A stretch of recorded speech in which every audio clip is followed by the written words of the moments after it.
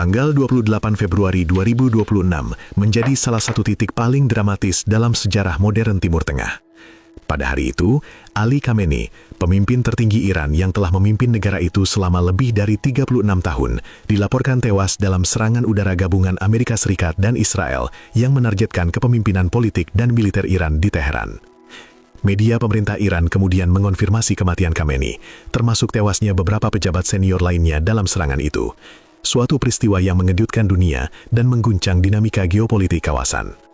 Banyak yang menyebut ini sebagai breaking news, tetapi hari ini kita akan melihat apakah kejadian itu benar-benar hanya kebetulan geopolitik atau justru sesuatu yang sudah dinubuatkan ribuan tahun sebelumnya dalam Alkitab. Karena 2600 tahun yang lalu, sebelum ada nama Iran, sebelum konsep geopolitik modern, 4 Nabi Ibrani menuliskan sesuatu yang sangat detail tentang bangsa yang kita kenal sekarang sebagai Iran, termasuk wilayahnya, senjatanya, dan bahkan para pemimpinnya. Hari ini kita akan membongkar 4 nubuat Alkitab tentang Iran yang sedang digenapi dan melihat apa maknanya bagi kita semua. Nubuat pertama, Daniel dan domba jantan. Dalam kitab Daniel pasal 8, Nabi Daniel mendapat penglihatan ketika ia berada di Susan, wilayah yang hari ini berada di Iran modern. Ia melihat seekor domba jantan dengan 2 tanduk. Domba itu menyeruduk ke barat, ke utara, dan ke selatan. Tidak ada yang mampu berdiri melawannya. Daniel bingung. Lalu Tuhan mengutus malaikat Gabriel untuk menjelaskan arti penglihatan itu. Penjelasannya tegas.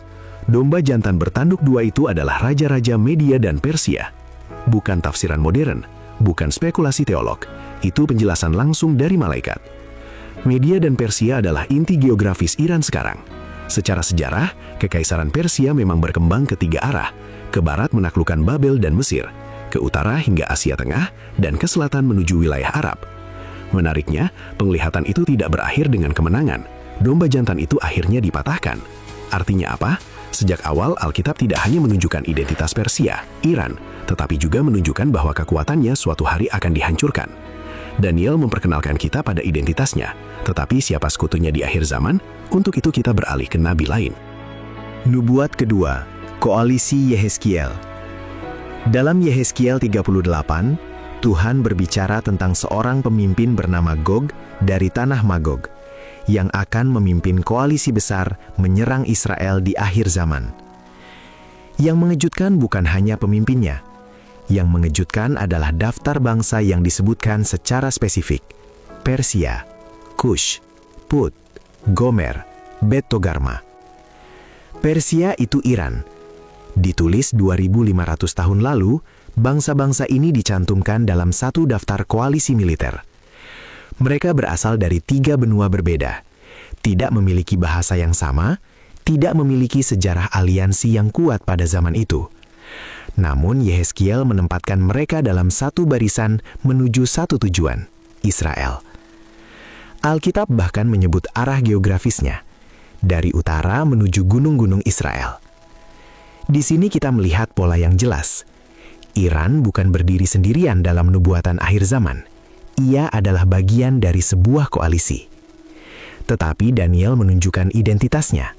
Yehezkiel menunjukkan aliansinya. Sekarang kita melihat sesuatu yang lebih detail. Nubuat ketiga, Busur Elam. Dalam Yeremia 49, Tuhan tidak menyebut Persia secara umum. Ia menyebut Elam. Elam adalah wilayah kuno di barat daya Iran, bukan seluruh bangsa. Sebuah provinsi, sebuah kawasan spesifik. Tuhan berkata, "Aku akan mematahkan busur Elam yang menjadi kekuatan utama mereka." Busur adalah senjata utama Elam di dunia kuno. Mereka terkenal sebagai pemanah yang ditakuti. Busur adalah simbol kekuatan jarak jauh, kemampuan menyerang dari kejauhan. Secara prinsip, itu adalah fungsi yang sama dengan misil modern, alat proyeksi kekuatan dari jarak jauh. Tetapi Yeremia tidak berhenti di sana.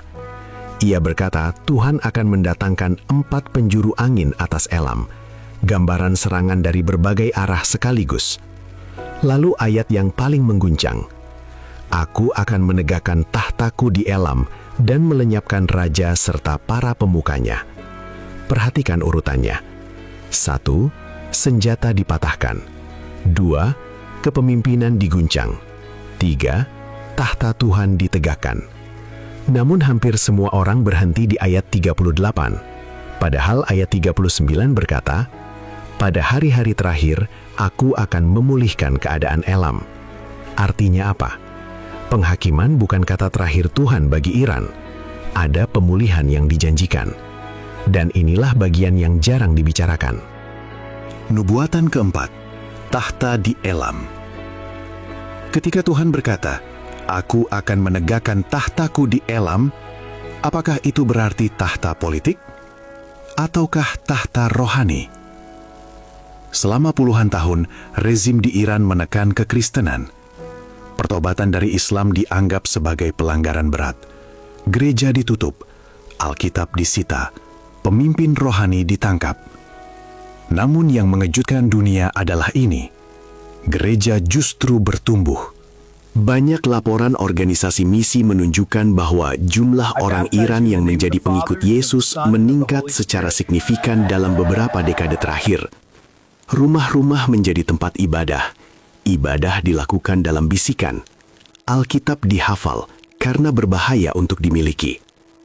Jika benar bahwa takhta Tuhan ditegakkan di Elam, mungkin itu bukan melalui sistem politik. Mungkin itu melalui hati manusia.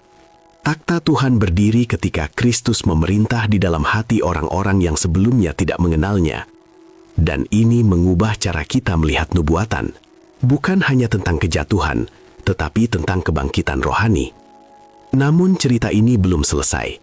Yeskiel berkata koalisi itu akan bergerak menuju Israel.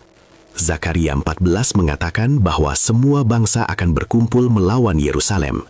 Dan ketika itu terjadi, Tuhan sendiri akan turun tangan.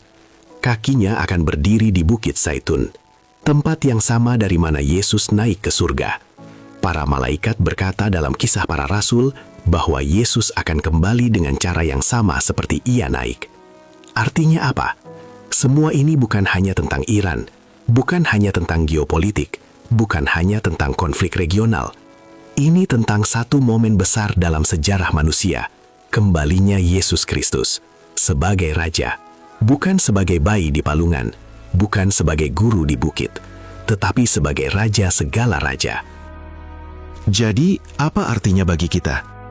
Jika Tuhan dapat menyebut nama sebuah bangsa 2600 tahun sebelumnya, jika ia dapat menyebut wilayahnya, jika ia dapat menyebut senjatanya, jika ia dapat menyebut pola aliansinya, maka satu hal pasti, Tuhan tidak pernah kehilangan kendali atas sejarah.